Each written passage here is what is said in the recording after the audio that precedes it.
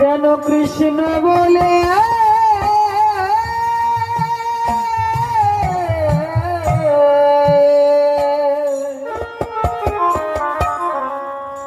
পিতা পিতামহ প্রপিতামহ সাক্ষাৎ ব্যাসদেব, ব্যাসদেবের বাবা তার বাবাও ছিলেন, মানে ব্যাসদেবের ঠাকুরদাদাও ছিলেন। সেখানে বক্তা ছিলেন শ্রীল সুখদেব গোস্বামী প্রভুপাদ। আচ্ছা, সেখানে আসনটার নাম কি হলেন? ব্যাস আসন। তাহলে পিতাকে শ্রদ্ধা করতেই হবে, নাকি? শ্রদ্ধা করতে হবে না বৈষ্ণব বাবা? শ্রদ্ধা তো করতে হবে পিতাকে।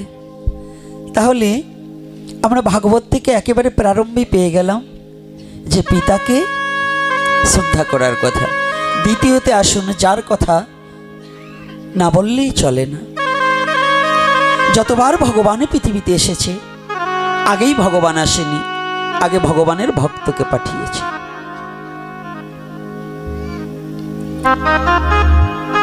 আর ভাগবতীয় কথাটা ভক্তে আলোচনা করছে, ভক্তে শ্রবণ করছে। ভগবান কোথাও ভাগবতীয় কথা বলেনি। গীতার কথা ভগবান বলেছে, অর্জুনকে আস্বাদন করিয়েছে। চৈতন্য চরিতামৃতে তার ব্যতিক্রম ভাবে আলোচনা। গোদাবরীর তীরে রায় রামানন্দ বক্তার মহাপ্রভু হচ্ছে শ্রোতা। আর ভাগবত হচ্ছে এমন একটা জায়গা যেখানে গ্রহন্ত রূপে ভগবান থাকবেন, কিন্তু মূর্তিমান রূপে ভগবান ওখানে প্রকাশ নেই। ওখানে ভক্ত আর ভক্ত দুজনে ভক্তে ভক্তে ভগবানের কথা সাধন করে মানব লীলাকে, মানব জনমকে ধন্য হইতে ধন্যাতীত করিবার কথাই একমাত্র এই ভাগবতীয় কথা। এখানে কিন্তু ভক্ত ভক্ত কথা, এখানে ভক্ত আর ভগবানের কথা নয়। তাই এই ভক্তকে বক্তা যেমন মাতৃগর্ভে বসেই মায়া থেকে, আর শ্রোতা হচ্ছেন মাতৃগর্ভে বসেই ভগবানের রূপ দর্শনকারী। মাতৃগর্ভে বসেই ভগবানকে দর্শন করেছেন। সে আর কেহ নয়, পাণ্ডুকুলোদ্ভব রাজাধিরাজ মহারাজ মহারাজ পরীক্ষিত। আমি প্রণাম জানাই তার শ্রীপাদ পদ্মে। তারপরে আর একটা কথা নিবেদন জানাচ্ছি, আমি হরিকথার কিছুই জানি না। আমার সম্মুখে আজকে এত বৈষ্ণববৃন্দকে দেখে আমার বড় ভয় হচ্ছে। আর আপনাদের এই অঞ্চলটা বৈষ্ণবের, অতীব শুদ্ধ বৈষ্ণবদের আনাগোনা আছে। তো আমার মতো মহামূর্খ যে আপনাদের কাছে হরিকথা বলবার যোগ্যতা আমার নেই। কেননা একেতে আমার শিক্ষাগত যোগ্যতাও নেই, দুইতে আমার ভজনে বিহীন। তবে একটা শক্তিতে আপনাদের কাছে ছুটে এসেছি। শুনেছি পুরাণে মহিমা ব্যাখ্যানে অসম্ভব সম্ভবে যদি সাধুগুরু বৈষ্ণবের কৃপা হয়। আপনারা তো একটু কৃপা করবেন যেন এই পাপ মুখে যতটুকু সময় বসে থাকি আপনাকে নাহি করি প্রচার, যেন সবাকারও মাঝে যেন সদা সর্বক্ষণ গুরু গোবিন্দ গুরু গৌরাঙ্গের এবং নিজের স্বজাতির কথাই বলিয়া যেন সময়টাকে অতিবাহিত করতে পারে। জয় নিতাই, জয় গৌর হরি বল। এইবার কি বিন্দেজিতে একটু সমস্যা হচ্ছে নাকি? থাক, উনি যখন আসছে দয়া করে থাকুক। আজ যারা ছুটে এসেছেন হরিকথা লালসী, হরিকথা শ্রবণ করলে কি হবে? কিসের জন্য এসেছেন?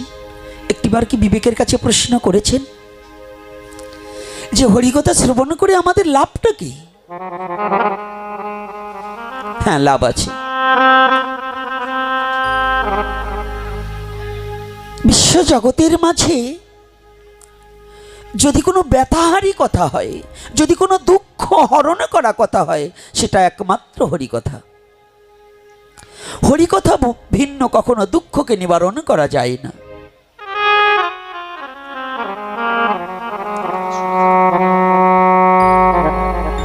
দুঃখটাকে নিবারণ করতে হলে একমাত্র হরিকথার মধ্য দিয়ে এই দুঃখটাকে দূরীভূত করার চিন্তা চেতনা সবার হৃদয়ে জাগ্রত হয় না। আজকে যারা ছুটে এসেছেন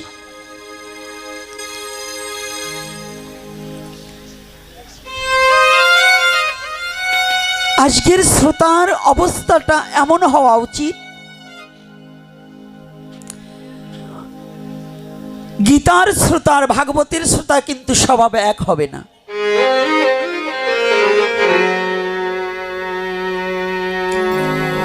গীতার শ্রোতা আর ভাগবতের শ্রোতা একটু বিভাজন আছে। শ্রীমদ্ ভগবত গীতা পাঠ যখন শ্রবণ করতে হবে, গীতায় কিন্তু প্রত্যেকটা কথায় অর্জুনকে বলছে তুমি কর্ম করো, যোগ। 18টি অধ্যায়ে একটাও কিন্তু বিয়োগ কথা নেই, যোগের কথা সিদ্ধান্ত আছে। আর ভাগবত হচ্ছে এমন একটা গ্রন্থ, শ্রবণম মঙ্গলম। তবে মঙ্গল হবে বটে শ্রবণে করিলেও এই শ্রবণের কয়েকটা তাৎপর্য আছে। যদি আপনি হস্তি স্নানের ন্যায় শ্রবণ করেন তাহলে কিন্তু হবে না। যদি গোবৎসের ন্যায় স্নান করেন, মানে শ্রবণ করেন, তাহলে হবে না। কেন? গোবৎসকে স্নান করাতে গেলে গায়ে কিন্তু ওটাকে কি বলে, এদেশে কি বলে, কাটাসি বলে না, আবার মাছি মক্ষিকাও বলে, গরুর গায়ের মধ্যে লেগে থাকে। কিন্তু যখন গাভীটাকে আপনি জলের মধ্যে ডুবিয়ে দিবেন তো ওরা উপরটায় ঘোরে, আবার যখন ওই গাভীটা মাথা জাগায় আবার তখন তাকে ধরে ফেলে। এটা একটা স্বভাব। এটা কাদের স্বভাব? যারা হরিকথা শ্রবণ করতে এসে এখানে বসে শ্রবণ করলো, কিন্তু পাশে গিয়ে সেটা ভুলে গেল, আর সে হরিকথা শ্রবণ করে নিজের কর্মজীবনে কাজে লাগাতে পারলো না, তারা এরকমই শ্রোতা। আর হস্তি স্নান, হাতিকে যত শ্যাম্পু, যত ভালো পারফিউমস দিয়ে স্নান করান না কেন, গায়ে যত সুন্দর সুগন্ধি তেল মাখেন না কেন, ও ধুলা পেলে একটু গড়াগড়ি দেবে। রাধে রাধে। তো কিছু সংখ্যক লোক আছে হরিকথা শ্রবণ করবে বটে, কিন্তু নিজের স্বভাবটাকে পরিবর্তন করতে পারবে না। ওরা দুর্বুদ্ধি দুরাচারী কর্মে লিপ্ত হবে, নিজে সেই খারাপ কাজের দিকে লিপ্ত হবে, আবার সাধু সঙ্গও করবে। এরা হচ্ছে হস্তি স্নানের ন্যায় শ্রোতা। রাধে রাধে। কষ্ট হচ্ছে নাকি? মায়েরা কিন্তু সাবধান। আজকে আমার মায়েদের সংখ্যা বেশি, বাবাদের সংখ্যা কম। আর এমনি তো কমই, তো তার মধ্য দিয়েও মায়েরা কিন্তু মাঝে মাঝে ভুলে যাচ্ছে। তো আজকে এই শ্রোতাটা, ভাগবতের শ্রোতাটা কেমন? ভাগবতের শ্রোতাটা শুদ্ধ নিষ্কিঞ্চন ভক্ত না হলে ভাগবত শ্রোতা হওয়া যাবে না। ভাগবতের শ্রোতা, মুখ্য শ্রোতা কয়জন? একজন, সে হচ্ছেন মহারাজ পরীক্ষিত। এই মহারাজ পরীক্ষিত হরিকথা শ্রবণ করিতে করিতে একটি সময় শ্রীল সুখদেব গোস্বামী প্রভুপাদ হরিকথা একটু মানে নিজে মৌনতা থাকলেন, হরিকথা বলছে না, নিবিড় নিঃশব্দ অপলক নয়নে শুধু মহারাজ পরীক্ষিতের বদনের দিকে তাকিয়ে আছে।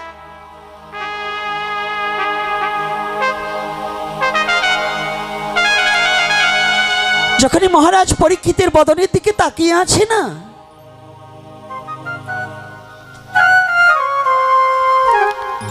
মহারাজ পরীক্ষিত কিছু সময় পরেই, মুনিবর বলুন বলুন, আপনি আরো বলুন, আমার ঠাকুরের কথা বলুন, আমার বংশের ঠাকুরের কথা বলুন, আমার কুলের ঠাকুরের কথা বলুন, আপনি কেন মৌন রয়েছেন, আপনি বলুন।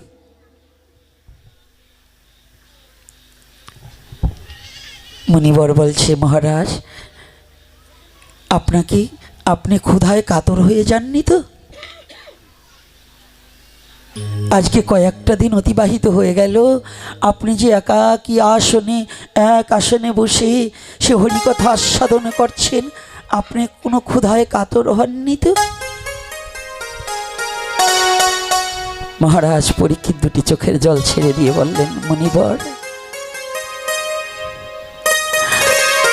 আপনার ওই অমিয় বদন হইতে যে সুধা রাশি আমার বংশের ঠাকুরের কথা, আমার কুলের ঠাকুরের কথা, আমার ঠাকুরের কথা যে সুধা রাশি ঝরে আসছে, তাহা কর্ণদ্বার দিয়ে শ্রবণ করিতে করিতে আমার ক্ষুধা নামক রাক্ষসটা মরে গিয়েছে।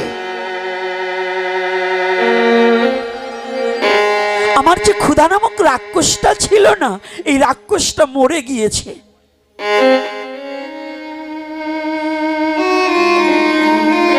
তিনটি কথা বলেছেন, আমার ঠাকুর, আমার কুলের ঠাকুর আর আমার বংশের ঠাকুর।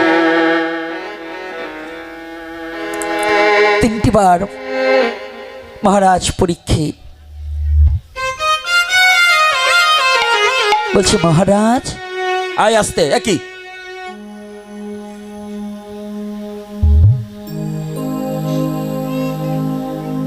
মুনিবর বলছে, মহারাজ। বলছে, না না না, আপনি আমাকে মহারাজ বলছেন কেন?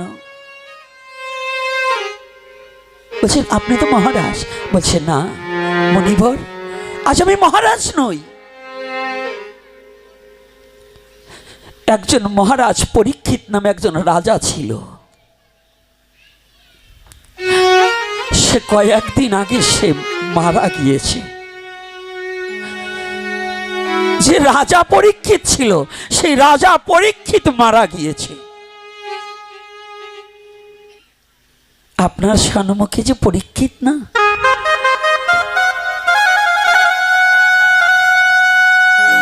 এ পরীক্ষিত দিনহীন কাঙাল পরীক্ষিত, ভিখারি পরীক্ষিত, যে পরীক্ষিতের কিছু বলতে কিছু নেই, সর্বহারা হয়ে একমাত্র আপনার চরণ তলে এসে দাঁড়িয়েছি। আপনার চরণ ছাড়া আমার আর বিশ্ব জগতে আর কিছু নেই। আমাকে রাজা বলে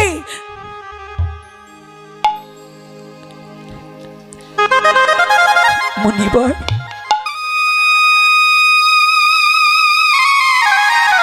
আমি শুনেছি কাঙাল না হয়ে যেন ভগবানের কথা শ্রবণ করা যায় না। সব না হারালে, কিছু বলতে কিছু থাকলে সেটা যেমন গ্রহণ করা যায়। মুনিবর, আমাকে কৃপা করে আপনি আর রাজা সম্বোধন করবেন না, আমাকে ভিখারি কাঙাল পরীক্ষিত বলে ডাকবেন। এর উদ্দেশ্য হচ্ছে, কিছু থাকলে কিছু হয় না। কি থাকলে? যদি হৃদয়ের মাঝে অভিমান, অহংকার, গর্ব, হিংসা, নিন্দা, অহংকার এগুলো যদি হৃদয়ের মাঝে থাকে, সেটা নিয়ে বসে কোনোদিন হরি কথা শ্রবণ করা যায় না। নিচে দিন হতে দিন, দিনের অধীন, দিনহীন কাঙালের বেশে একমাত্র হরি কথা শ্রবণ যদি করা যায়, তবে যদি এই জীবনের পরিপূর্ণতা লাভ হয়।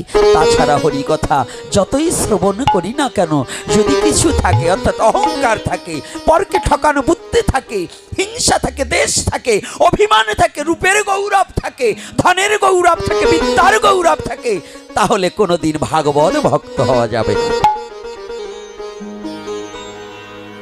ভাগবত ভক্ত হওয়া যাবে না। ভাগবত ভক্ত হতে হলে এগুলোকে সব পরিত্যাগ করে দিতে হবে। বলো না গো, রাধে রাধে রাধে রাধে। তাহলে আজকে আমরা আবার হরি কথা শ্রবণ করার আগে একটু রাধা মাধব কীর্তন করে নেব।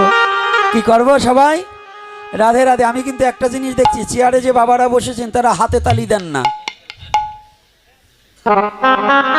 আমার কিন্তু একটা দিকে চোখ আছে, কিছু কিছু লোকে দিচ্ছেন আর কিছু কিছু দিচ্ছেন না। কেন? কষ্ট হয়? কষ্ট হয় বাবা?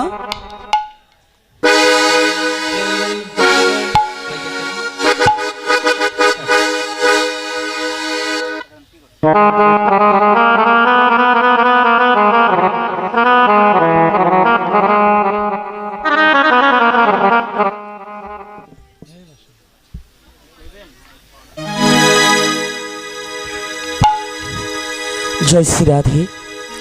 সবাই মিলে, হ্যাঁ, যে যেখানে দাঁড়িয়ে কিংবা বসে আছি, সনাতনী হলে করতালি দেবে। বদন ভরে রাধা মাধব কীর্তনে করিবে করিবে।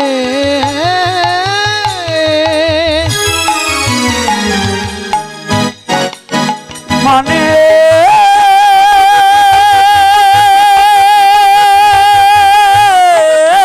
দুয়ারে খুলে দিয়ে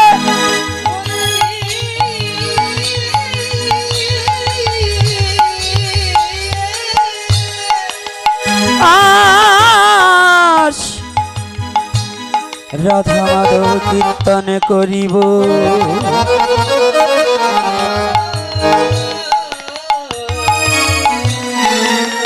সবাই করতালি দিয়ে, আজকে কিন্তু আমি সবাইকে দেখতে পাচ্ছি, দেখবো কারা কারা করতালি দেয় না আর বদনে রাধা মাধব কীর্তন করে না। হ্যাঁ, দেখে নেব কিন্তু। রাধে যারা সনাতনী তাদের সবাই হাতে শক্তি থাকলে দিবেন, আর হাতে যার শক্তি নাই তার প্রতি কোনো কথা নেই। হ্যাঁ,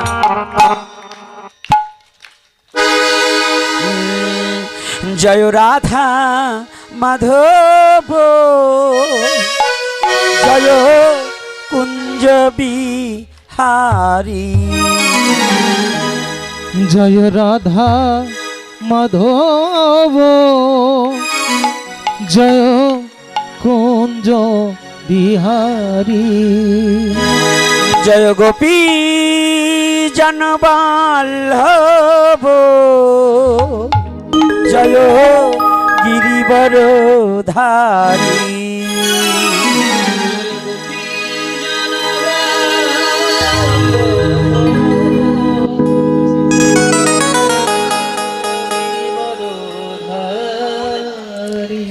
জয় রাধা মাধব জয় কুঞ্জ বিহারী। জয় রাধা মাধব জয় কুঞ্জ বিহারী। জয় গোপী জনবল্লভ জয় গিরিবরধারী।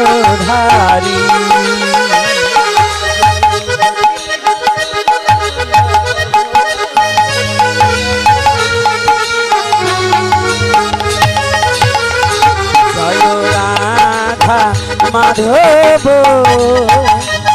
জয় কুঞ্জ বিহারী। জয় রাধা মাধব জয় কুঞ্জ বিহারী।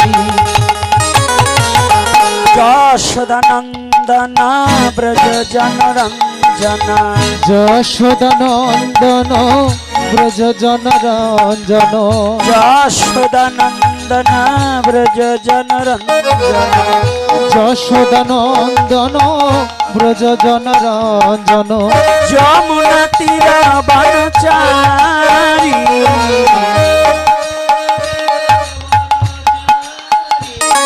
হে যমুনা তীর বনচারী। যমুনা তীর বনচারী জয় কুঞ্জ বিহারী। জয় রাধা মাধব জয় কুঞ্জ বিহারী।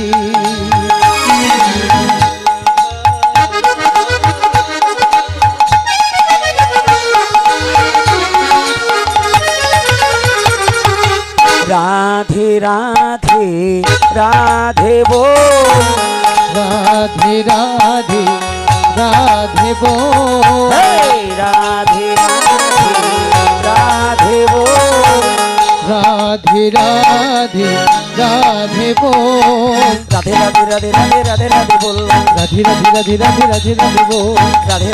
राधे राधे बोल রাধে রাধে রাধে রাধে রাধে রাধে बोल राधे राधे राधे बोल দুটি বাহু তুলে সবাই রাধে बोल দুটি বাহু তুলে সবে রাধে बोल राधे राधे राधे राधे राधे राधे बोल রাধে রাধে রাধে রাধে রাধে রাধে बोल हे राधे राधे राधे राधे राधे राधे রাধে রাধে রাধে রাধে রাধে রাধে बोल राधे राधे राधे बोल রাধে রাধে রাধে बोल जय राधे राधे राधे बोल রাধে রাধে রাধে बोल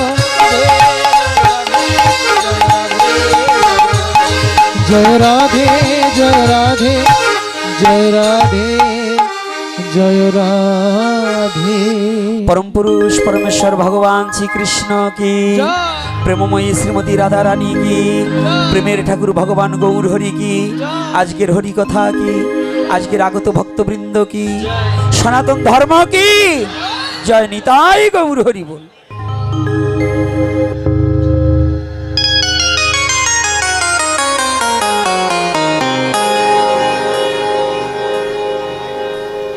जय श्री राधे।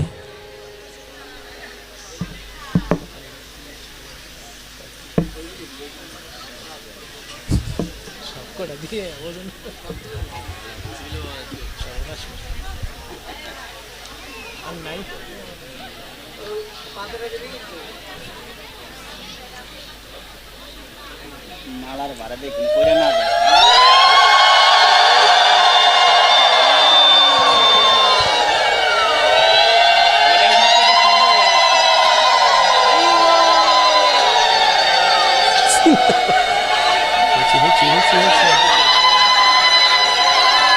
দাদা দাদা নামাই দেন, এই নামাই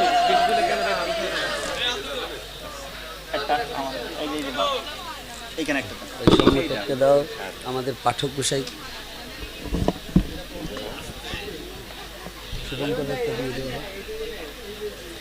जय श्री राधे। सकले भालो आছেন তো? জানি তাই কি ভালো নেই? কথা বেরোচ্ছে না কেন? তো কথা বেরোয় না কেন? কি এত দুঃখ কিসের? কোনো দুঃখ নেই।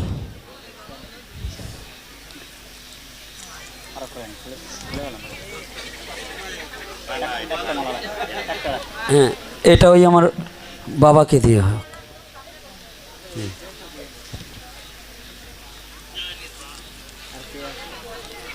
হ্যাঁ, মাকে একটা দেওয়া হোক, ওই মাকে একটা দিয়ে দেওয়া হোক।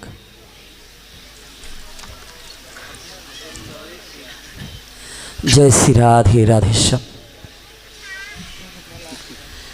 जय निताई।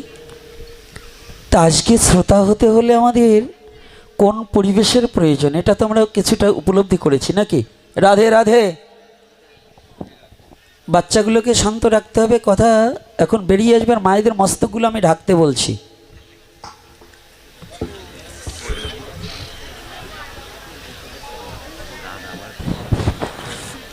এটা আপনাদের দোষ না, আপনারা আমার মারা কোনো ভুল করতে পারে না, কিন্তু ভুলটা করেছে আপনাদের যেগুলোই পেটে থুয়েছে, তাই তো? কারণ ওগুলোই আপনাদের শিক্ষা দেয়নি, ওই বুড়িটারই যত দোষ। এই জন্য এইবার আমার মায়েদের বলছি, ও মা, আমার মার প্রশংসা যেমন আমি করছি, তো এইবার ওই বুড়িটার দোষটা তোমরা দিও না। তোমরা একটু ভালো ভদ্র সহিত বসলে কিন্তু ওই বুড়িটার দোষ হবে না। আর যদি তোমরা ভদ্রতার সহিত না বলছো তাহলে এই বুড়িটার সমস্ত দোষ দিয়ে দেব। এজন্য সাবধান, প্রত্যেকটা মা মস্তকগুলো ঢেকে বসার চেষ্টা করুন, এটা সনাতন ধর্ম। জয় নিতাই, জয় গৌর হরি বল।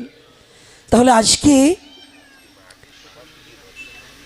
কথাগুলো আমাদের একটু হৃদয়ঙ্গম করতে হবে।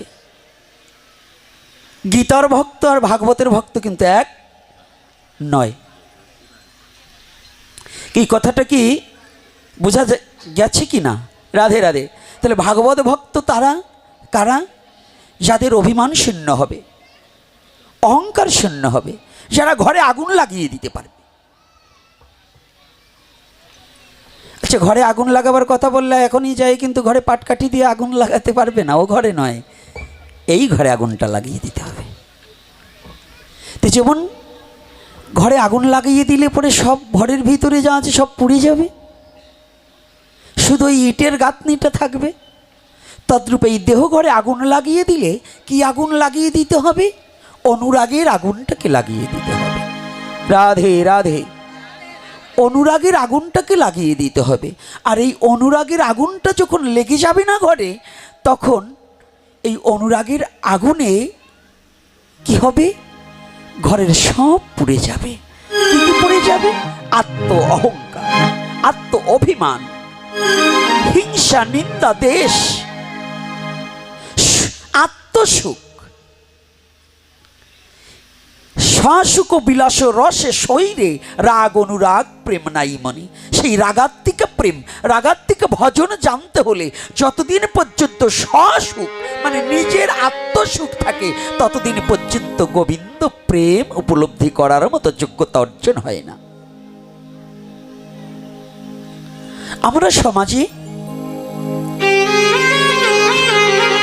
সাধু হলে আমার একটা গর্ব, আমাকে বাবাজি বলছে, আমাকে মহারাজ বলছে,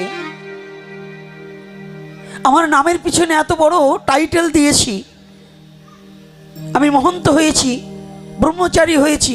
ওরে বাবা, আমাকে কি একটা কি! যখন আমার এই কথাটা আমার হৃদয়ের মাঝে জাগ্রত হবে, জানিয়ে রাখিবে সেদিন হতে আমার জীবনের সমস্ত নষ্ট হয়ে গেল। তার প্রত্যক্ষ প্রমাণ আমার শ্রীমান মহাপ্রভু কোথায় দিয়েছে আপনারা জানেন? মুকুন্দর যে কীর্তন, মহাপ্রভু মুকুন্দর কীর্তন শ্রবণে যত তৃপ্তি পেতেন, এত আনন্দ পেতেন, নিজে বা মুকুন্দর বদন হইতে যখন কীর্তন শ্রবণ করি তখন আমাতে আমি থাকি না। একটু অহংকারের কথা বর্ণনা করে তারপরে যাই আবার অন্য আরেকটা কথায়। এখানে এই যে ঘরের আগুন লাগলে কি কি দূর করতে হয়, মহাপ্রভু মাঝে মাঝেই আমাদের মধ্যে যারা পাঠক আছি, যারা কীর্তনীয় আছে, আমাদের প্রত্যেকটা কীর্তনেরই শতকরা 99.5%, ওই 0.5% ফাঁকা রাখলাম, 99.5% লোকের কীর্তনীয়দের একটু অহংকার, আমি না গেলে বোধহয় ওইখানের কীর্তন হবে না। এরকম আছে কি না বাবা মা? ওনাকে 10 বার নিমন্ত্রণ করলে উনি পরে আসবে, মানে আমি না যাওয়া পর্যন্ত তো শুরু হবে না, তাহলে আমি একটু পরে পরেই যাই। এটা কীর্তনীয়দের একটা অভ্যাস, আমাদের পাঠকদেরও। হরিকথা বলতে বললে কিংবা এক জায়গায় যেতে বললে আমরা নানাভাবে অজুহাত দিয়ে ওটাকে এড়িয়ে যেতে চাই। উপরের ঠিক সাধুত্ব ভাব দেখাই, কিন্তু অন্তরে কুটিলতা। উপরে সাধুত্ব ভাব কিন্তু অন্তরে কুটিলতা থাকে। মহাপ্রভু এই শিক্ষাটা দিলেন। কেন শিক্ষাটা দিলেন? কাকে? আপনি না করলে ধর্ম শিখানো না যায়, এই তো সিদ্ধান্ত গীতা ভাগবতে গায়। যারা মহাপ্রভুকে একবার নয়নে দর্শন করেছে তার কোনো পাপ থাকতে পারে না। যে মহাপ্রভুকে একবার দর্শন করেছে মহাপাতকে হলেও তার কোনো পারের চিন্তা থাকে না।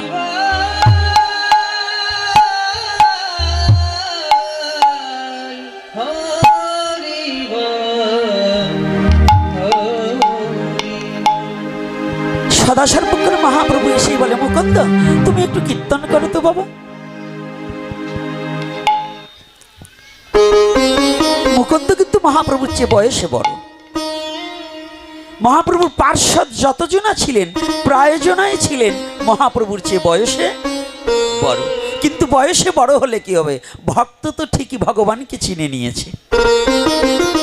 বয়সে বড়তে কিছু আসবে যাবে না। সনাতন ধর্ম এটা কোথায় জানেন? শুধু দেহের বিচার করে না, সনাতন ধর্ম বিচার করে তত্ত্বের বিচার। সনাতন ধর্ম শুধু বয়সে কে কার বড় এটা বিচার করে না। যদি এটা বিচার করত তাহলে সুখদেবের ঠাকুরদাদার বাবা তা ওই ঠাকুরদাদা ওখানে ছিলেন, কিন্তু ওখানে হরিকথা প্রকাশ করলেন শ্রীল সুখদেব গোস্বামী প্রভুপাদ। তো সনাতন ধর্মের তত্ত্বগুলো একটু বুঝতে হবে। তুই মুকুন্দকে বলছি, মুকুন্দ তুমি বাবা একটু কীর্তন করো তো, এরকম মাঝে মাঝেই বলে। আর যখন মুকুন্দ কীর্তন করে না মহাপ্রভু খুব আনন্দ হয়, খুব আনন্দ হয়। যে আনন্দটা বহির প্রকাশ করার মতো যোগ্যতা অনেকেরই হয় না। তো মহাপ্রভু কীর্তনে যখন আনন্দ হয় আর যার বদন হইতে কীর্তনে শ্রবণ করে তৃপ্ত হয় চিত্ত, তাই মহাপ্রভু বলছে মুকুন্দর মনে একটু অভিমান হলে, কি অহংকার আসলে, মুকুন্দর হৃদয় মাঝে একটা পোকায় বাসা বেঁধেছে, একটা কীটে বাসা বেঁধেছে। যে কীটটায় বাসা বেঁধে, যেমন যদি যত ভালো দামি কাঠ আনেন না কেন তার মধ্যে যদি উলি পোকা ঢুকে যায়, ওই কাঠটার যেমন মর্যাদা হারিয়ে যায়, মানব জীবনে আমি যতই হরি কথা বলি না কেন, আমার মধ্যে যদি পরকে ঠকানো আর যদি আত্মগরিমার ওই একটা পোকা যদি ভিতরে ঢুকে যায়, তাহলে আমার জীবনের সমস্ত সাধন ভজন নষ্ট হয়ে যাবে।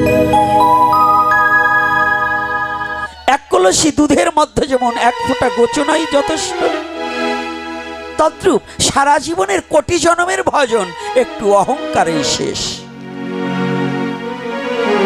কষ্ট হচ্ছে না তোমার কথায়? কি আলোচনা এখান থেকে একটু করব? হ্যাঁ বাবারা কি বলেন? আমি এবার মায়াবাদী কথাটা একটু কম জানি। আমার শুভঙ্কর বাবা বলছে, বাবা আপনি কথা তো বলেন কিন্তু সবাই শুধু আপনার উপর ক্ষেপে যায়, অনেকে নিতে পারে না।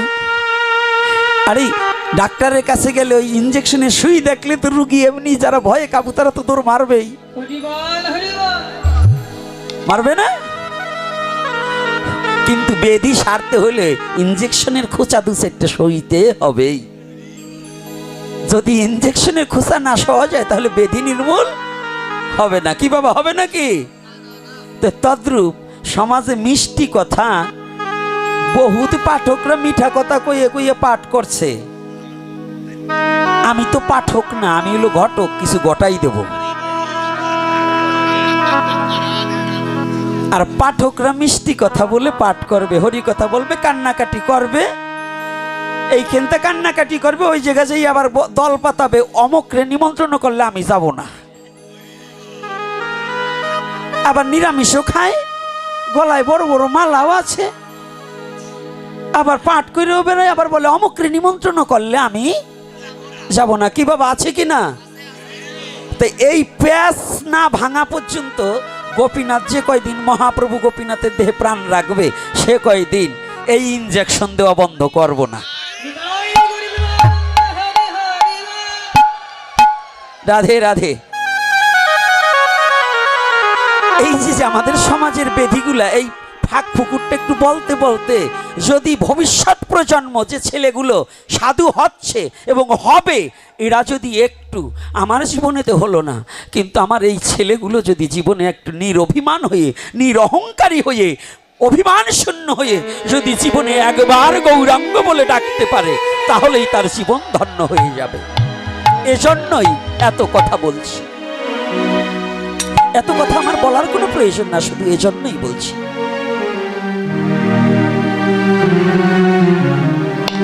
তাহলে বিশ্ব জগতে আমাদের একটা অভিমান আছে, আমি খুব ভালো পারি, আমি খুব ভালো জানি, আমি খুব ভালো গায়ক, কীর্তনিয়া, আমি খুব পাঠক, আমি খুব শিক্ষিত, আমার খুব সুনাম যশ খ্যাতি আছে।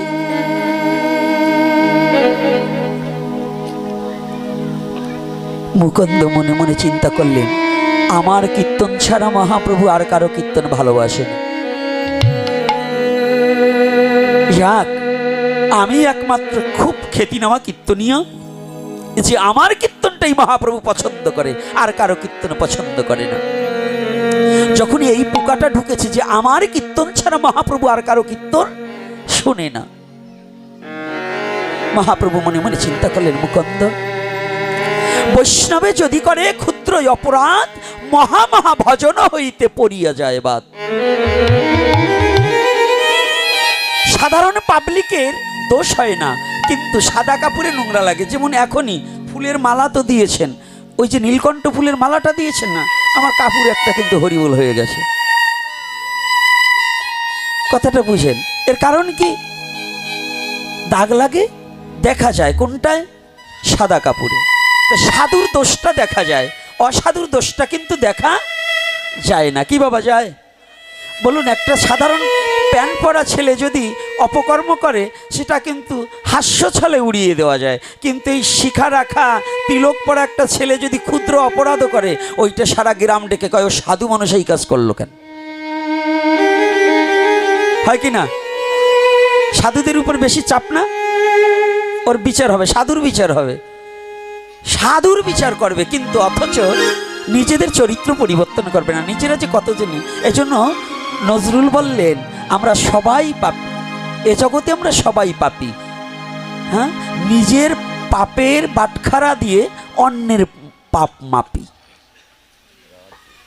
আমরা সবাই পাপী, কিন্তু আমরা পরের পাপটাকে দেখি, কিন্তু নিজের পাপটাকে দেখি না, দেখতে পাই না। নিজের পিছনে যেমন দেখা যায় না, তদ্রূপ ঘুরে দাঁড়ালে পিছনে কি তা দেখা যায়? তদ্রূপ এই কলিহত জীবের নিজের দোষটাকে দেখতে পাবে সেদিন, যেদিন সাধুসঙ্গ করিতে করিতে ঘুরে দাঁড়াবে। এই বহির্মুখী না হয়ে অন্তর্মুখী যেদিন হবে, সেদিন নিজের পাপ নিজেই বুঝতে পারবে।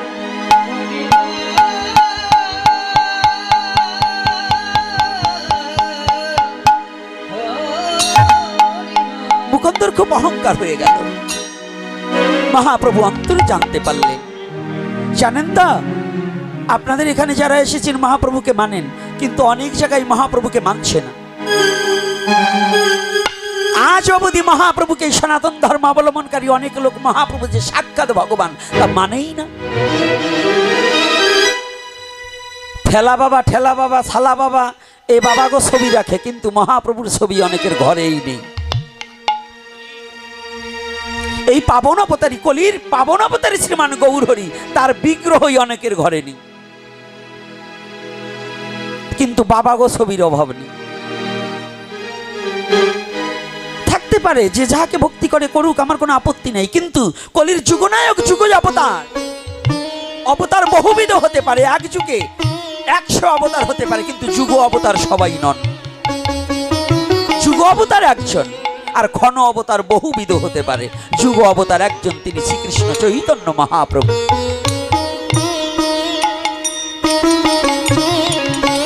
এই যুগ অবতার আর ক্ষণ অবতার সম্বন্ধে যাদের বোধগম্য নেই, তাদের সাথে ভজনানন্দীর কথা বলে পরিতৃপ্তি আসবে না কখনো। সে বৈষ্ণবী বলেন, ব্রাহ্মণী বলেন, আর সাধারণ জনগণই বলেন,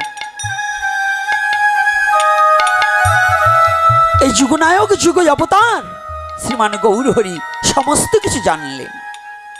আমার চোখ বুঝবে না, তাকিয়ে কথা শুনতে হবে, চোখ বন্ধ করে শুনবে না। এখন হরিকথা এখন যখন বলবো তখন চোখ বন্ধ করবে না। এইটা একটা ঘুম এসে গেলেই আপনি কথা থেকে বঞ্চিত হয়ে যাবেন। বাবা বসো। এইবার যখনই মহাপ্রভু জানতে পেরেছে, মহাপ্রভু চায় না। আজকে ঘরে বসে একটা কথা বলেছিলাম আমার শুভঙ্কর বাবাকে, গৌরহরি দাসকে বলেছিলাম, বাবা আমরা শুধু সাধুরা বলি মহাপ্রভু অমককে ত্যাগ করেছে, অমক সম্প্রদায়কে ত্যাগ করেছে, তমক সম্প্রদায়কে ত্যাগ করেছে। আমার কাছে বলো তো বাবা, তুমি তো একজন মাস্টার মানুষ, আমি তো বুঝতে পারি না মহাপ্রভুকে আদতেও কাউরে ত্যাগ করেছে। একটু চিত্ত দিয়ে অনুভূতির জগতে জানতো যে বিশ্ব জগতে মহাপ্রভু যদি কাউকে ত্যাগ করে, সে কি পৃথিবীতে থাকতে পারে? মহাপ্রভু যদি কাউকে ত্যাগ করে, সে পৃথিবীতে থাকতে পারে না। সে সম্প্রদায় নিঃস্ব হয়ে যাবে, সে সম্প্রদায় দাঁড়াতে পারবে না যদি মহাপ্রভু কাউকে ত্যাগ করে থাকে। এই পৃথিবীতে মহাপ্রভুর এই জগৎ সংসার থেকে মহাপ্রভু কাউকে ত্যাগ করেনি। তবে মহাপ্রভু বলেছে, তোমরা শোধন করে জায়গায় ফিরে আসো, তোমরা সংশোধন হয়ে আসো। ভুলটাকে ধরিয়ে দিয়েছে, কিন্তু মহাপ্রভু কাউকে পৃথিবীতে ত্যাগ করেনি। যদি মহাপ্রভু ত্যাগ করতেন, সাত কাজীকে বুকে জড়িয়ে ধরতেন না। যিনি খোল ভেঙে দিলেন, হরিনামের খোল ভেঙে দিলেন, তাকেও ক্ষমা করে দিয়ে মহাপ্রভু বুকে জড়িয়ে ধরেছে। আমি বলছি না এটা চৈতন্য চরিতামৃতের সিদ্ধান্তবাদ, নাকি না মিথ্যা বলছি? তাহলে মহাপ্রভু কাউকে ত্যাগ করেননি। আজকে আমার সেই পাবন অবতারী শ্রীমান গৌরহরি মনে মনে চিন্তা করলেন, ভগবান সব সইতে পারে, এই পৃথিবীতে ভগবান সব যন্ত্রণা সয়ে নিতে পারে, কিন্তু যদি তার কোনো ভক্তকে হারাতে হয়,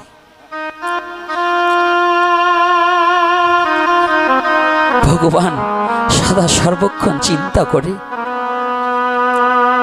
জানেন, আপনার সন্তানটা যেমন বিদাসমুখী হলে যতদিন পর্যন্ত ঘরে না ফিরে আসে, ততদিন পর্যন্ত ওই মা বাবা যেমন ছেলে আসবে এই কথাটা যদি জানে যে অমুক দিন আসবে, পতপানে তাকিয়ে থাকে। আর একটা লোক আসলেই হঠাৎ করে দৌড়িয়ে বেরিয়ে পড়ে যে ওই বোধহয় আমার সন্তান ছুটে এসেছে। এটা মায়িকী জগতের মায়ার বাঁধনে মা বাবা যেমন তার সন্তানকে খোঁজে, আর আমার প্রেম পুরুষোত্তম ভগবান গৌর হরি তিনি শুধু কেঁদে বেরিয়েছে যাতে তার ভক্তরা না হারিয়ে যায়। তার ভক্তকে তিনি হারাতে চাই না। ভগবানে কখনো সব হারানো বেদনা সইতে পারে, কিন্তু তার ভক্ত হারা বেদনা সইতে পারে না। সেটা হরি